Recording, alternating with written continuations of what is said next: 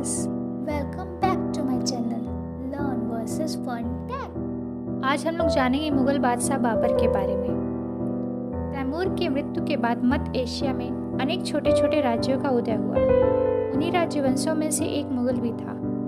मुगल वंश का संस्थापक बाबर को ही माना जाता है। बाबर का वास्तविक नाम जहीरुद्दीन मोहम्मद था। तुर्की भाषा में बाबर का अर्थ बाघ होता है, अतः जहीरुद्दीन मोहम्मद अपने पराक्रम एवं निर्भीकता के कारण बाबर कहलाया। बाबर का जन्म 14 फरवरी 1483 को फरगना के एक छोटे से राज्य में हुआ था, जो अब उज्बेकिस्तान में है। इनके पिता उमर शेख मिर्जा तैमूर वंशज तथा माता कुतुलबनिगार खान मंगोल वंशज, जो चंगेज खां की वंशज थी। इसलिए इनमें संसार के दो महान वंशज तुर्कों एवं मंगोलों के रक्त का मिश्रण था। 1494 ईस्वी में उमर शेख मिर्जा के मृत्यु के उपरांत बाबर अपनी दादी एहसान दौलत बेग के सहयोग से 11 वर्ष की आयु में 1494 ईस्वी में फरगना का शासक बना और मिर्जा की उपाधि धारण की। बाबर के सिंहासन पर बैठते ही उसकी कठिनाइयां प्रारंभ हो गईं। बाबर शुरू से ही समरकंद के सिंहासन को प्राप्त करके तैमूर के सिंहासन को प्राप्त करना चाहता था।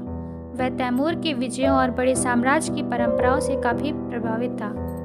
बाबर ने 1501 में समरकंद जीत लिया, किंतु वह जीत केवल 8 महीने की ही रही। बाबर ने काबुल और गजनी पर अधिकार कर लिया। 1503 में जब बाबर को रहने के लिए कहीं जगह नहीं मिल रही थी, तो उद्वेगों से बचने के लिए जब वह इधर उधर भटक रहा था, तब एक बुढ़िया द्वारा सुनाई गई तैमूर के भारत आक्रमण की कहानी से बाबर भारत विजय हेतु अत्यधिक प्रभावित हुआ था।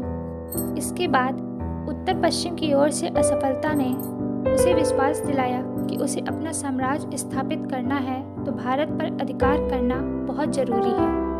507 ईस्वी में इसने मिर्जा की उपाधि त्याग किया और पातशाह मतलब कि बादशाह की उपाधि को धारण किया। बाबर ने जिस नए वंश की स्थापना की उसका नाम चगताई तुर्क था। पानीपत के प्रथम युद्ध से पहले बाबर ने भारत पर 4 बार आक्रमण कर दिया था। पानीपत का प्रथम युद्ध उसका भारत पर 5वां आक्रमण था। 1519 ईस्वी में बाबर ने पहला बाजार अभियान किया था। उसी आक्रमण में ही उसने भेड़ा के किले को जीत लिया था। बाबर ने इस किले को जीतने के लिए सर्वप्रथम बारूद और तोपों का प्रयोग किया था। पानीपत के प्रथम युद्ध के लिए बाबर को निमंत्रण पंजाब के सूबेदार दौलत खां लोधी, इब्राहिम लोधी के चाचा आलम खां लोधी तथा राणा सांगा ने दिया था। पानीपत का प्रथम युद्ध 1526 ईस्वी में बाबर ने उज्बेकों की युद्ध नीति तुगलमा यानी कि अर्धचंद्राकार नीति तथा तोपों को सजाने में उस्मानी विधि यानी कि रूमी विधि का प्रयोग किया और इब्राहिम लोधी को पराजित कर दिया और युद्ध में इब्राहिम लोधी मारा गया। दिल्ली सल्तनत का एकमात्र शासक इब्राहिम लोधी था जो युद्ध में मारा गया था। भारत में तोपों का प्रयोग सर्वप्रथम बाबर ने ही किया था।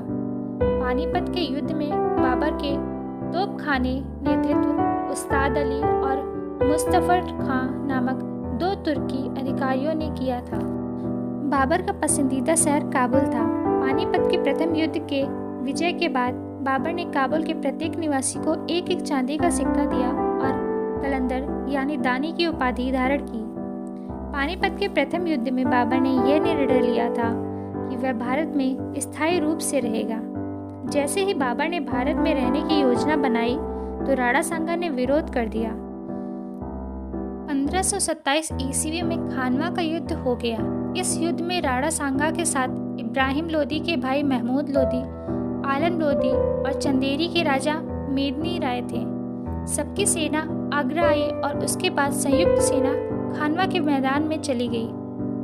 बाबर का मुकाबला इन चारों से था। इनकी संयुक्त सेना का मुकाबला बाबर के बस का नहीं था। बाबर ने अपने सैनिकों का मनोबल बढ़ाया और सैनिकों पर लगने वाला तमगा नामक टैक्स को खत्म कर दिया। बाबर को हर हाल में यह युद्ध जीतना था। इसी युद्ध में बाबर ने जिहाद शब्द का प्रयोग किया था। इस युद्ध में बाबर ने अपने सैनिकों को मदिरा पीने से रोक लगा दी।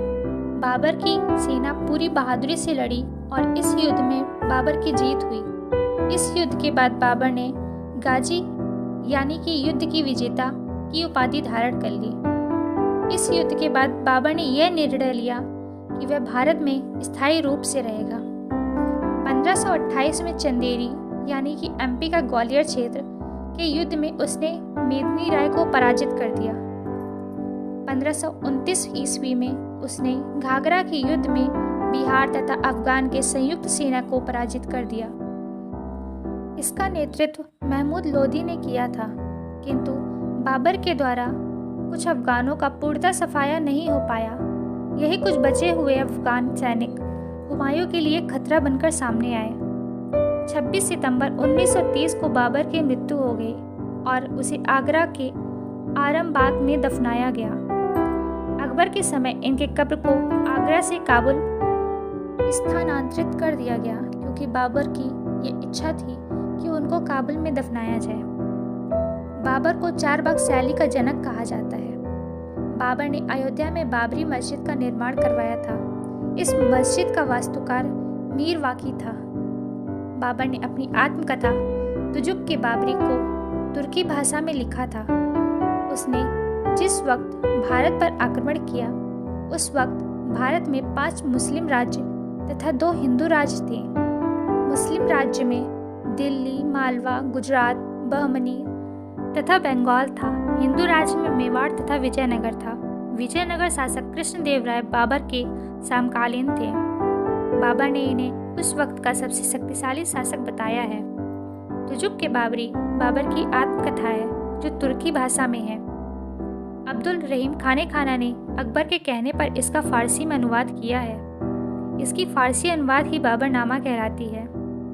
बाबर के 4 पुत्र थे, जिसमें से सबसे बड़े पुत्र का नाम हुमायूं था। बाबर अपने जीवन काल में ही हुमायूं को अपना उत्तराधिकारी बना लिए थे। आगे वीडियो में हम लोग हुमायूं के बारे में भी जानेंगे।